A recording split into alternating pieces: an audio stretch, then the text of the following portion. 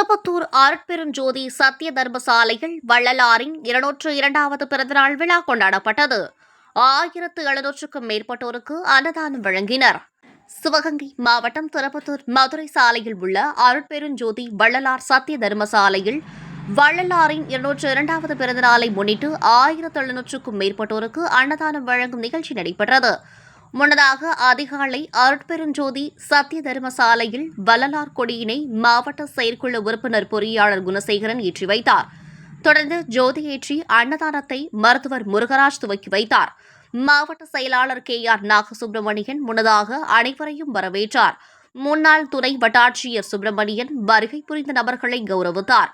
விழாவில் காரையூர் சின்னையா, டாக்டர் பாக்கியராஜ், கிராம நிர்வாக அலுவலர் செல்வராஜ், முன்னாள் கிராம நிர்வாக அலுவலர் சேகர், முன்னாள் ஆறுமுகநகர் லயன் சங்க தலைவர் திருப்பதி, பிளாசா குழும தலைவர் பிளாசா சேகர், லயன் ஆசிரியர் ரங்கசாமி, லயன் பொறியாளர் அழகுகுமார், பூக்கடை ஜெயபாலன், SRC ராஜா, நடை பயிற்சியாளர் சங்க நிர்வாகி சாகுல் ஹமீத் மற்றும் நடை பயிற்சி சங்கம் நிர்வாகிகள், ஆறுமுகநகர் அரிமா அங்க நிர்வாகிகள், வர்த்தக சங்க நிர்வாகிகள் உட்பட ஏராளமானவர் கலந்து கொண்டு விழாவை சிறப்பித்தனர்.